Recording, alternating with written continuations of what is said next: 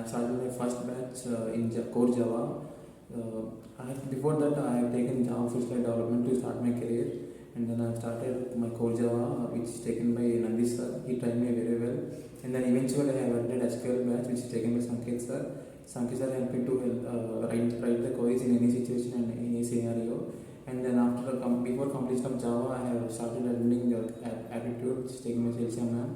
So I am not having enough knowledge in aptitude. After a couple of weeks, I was get to know that so I'm also having some ability to solve aptitude problems. So now I got placed in a company as an SQL developer. I was very happy. Each and every staff helped me. I would like to thank QSpiders.